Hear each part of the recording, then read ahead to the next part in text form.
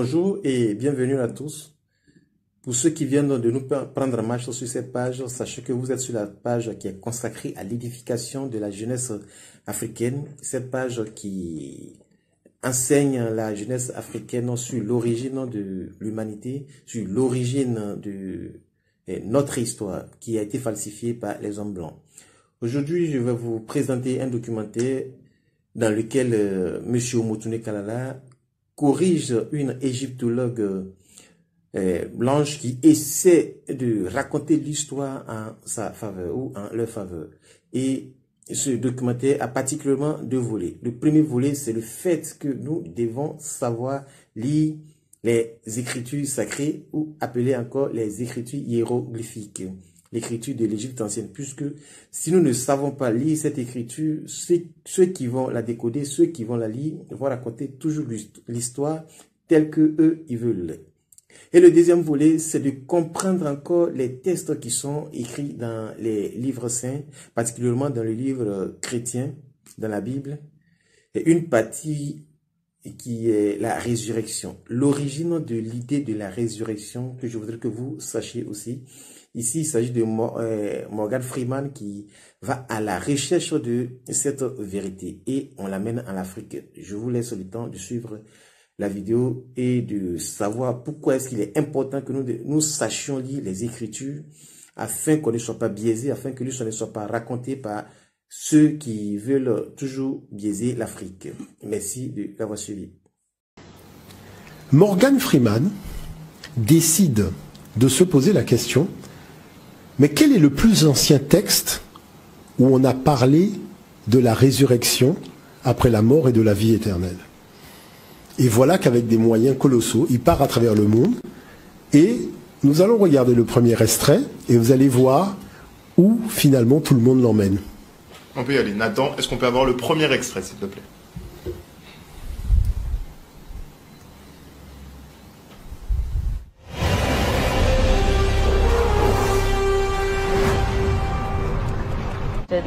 L'idée que les gens ont aujourd'hui de la résurrection a pris naissance ici, à Saqqara, il y a 5000 ans. C'est donc là où est née l'idée de la vie après la mort? Oui, on pourrait dire ça comme ça. Nous empruntons maintenant la chaussée qui mène au temple d'Amosis. Oh mon Dieu, c'est incroyable! C'est fabuleux, n'est-ce pas? Que racontent tous ces hiéroglyphes? Ce sont des formules magiques ou des incantations religieuses qu'Amosis a fait graver dans la pierre. Quand l'heure était venue de passer de ce monde-ci à l'autre, il devait réciter toutes ces formules et elle lui fournissait des instructions. Lorsqu'il traversait des passages dangereux, par exemple, elle lui disait que faire ou que dire. Que disent-elles précisément? Il y en a une ici qui permet à Amosis, en récitant la formule magique, de triompher des démons. Cette autre-là indique qu'Amosis continuera à s'élever et que son âme vivra éternellement. En gros, celle-ci lui permet d'établir sa domination sur toutes les créatures à tête de démons.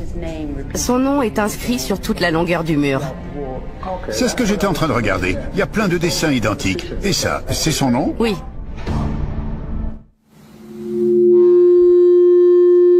Petit Larsen. Merci Nathan. Voilà. Donc, vous avez vu le documentaire. C'est fabuleux. C'est-à-dire que vous avez Morgan Freeman qui dit « Mais j'aimerais bien savoir quel est le plus ancien texte religieux. » C'est-à-dire là où, pour la première fois, on a abordé la problématique de la vie après la mort. C'est-à-dire quelqu'un qui ressuscite d'entre les morts le 3e jour. Et vous avez vu où on l'a emmené? On l'a emmené en Afrique. Maintenant, ce qu'il y a de particulier, et l'erreur, vous voyez, ici, c'est que le spectateur qui regarde ce documentaire ne sait pas lire les hiéroglyphes. Effectivement. Regardons le deuxième document, mais par contre, je vais le commenter. Okay. Est-ce qu'on peut regarder le deuxième document? Et je vais le commenter parce qu'il y a des choses qu'il faut comprendre et c'est important. Est-ce qu'on peut avoir le deuxième document? Le deuxième document. Ça arrive tout de suite. Voilà. Alors, premièrement, nous ne sommes pas dans le tombeau de Amosis. C'est faux. Parce que partout, sur le mur, c'est marqué que nous sommes dans le tombeau de Ounas. qui est le dernier roi de la 5e dynastie. Donc, est-ce que vous avez vu l'importance de savoir lire les hiéroglyphes? Tout à fait. Vous voyez? Parce que regardez le nom de Ahmosis dans un cartouche et regardez le nom d'Ounas inscrit sur les murs. Donc, vous voyez bien qu'on n'était pas dans le tombeau d'Ahmosis. Sauf que dans la version anglaise, c'est bien Ounas. C'est la version française qui fait semblant d'avoir dit Ahmosis alors que la version anglaise a bien spécifié Ounas. D'accord. Maintenant, regardez, il est vivant, Jésus-Christ, il n'est pas mort. Qu'est-ce que vous lisez sur les tombeaux? Donc, c'est-à-dire sur les textes, vous lisez, il est vivant, il est vivant, il est vivant, c'est Ounas, il n'est pas mort. C'est-à-dire la seule chose qui a changé, c'est qu'au lieu de mettre Jésus, on a mis Ounas. Mais le texte est le même. Et regardez, une vie après la mort d'Osiris à Jésus, et qui a fait ça? Le monde de la Bible. Ok. Donc, qu'est-ce qu'on peut dire par rapport à ça? Il y a dans ce tombeau une somme d'informations qui dépasse l'entendement. Mais la dame qui est égyptologue, elle n'est pas africaine de souche, puisqu'elle fait partie de ceux qui ont envahi l'Afrique au 7e siècle. Donc elle ne peut pas, comme ça, sur une chaîne de télévision internationale, faire preuve ni de sincérité, ni d'objectivité. Elle a juste dit le minimum. Voilà le premier texte qui a parlé de la vie éternelle, qui est l'original de tous les autres textes qui vont en parler, même ceux de la Bible. Vous voyez l'affaire? Maintenant, la chose, c'est quoi? C'est la première fois qu'on a la mention d'un Dieu unique. Vous avez vu qu'elle n'en a pas parlé.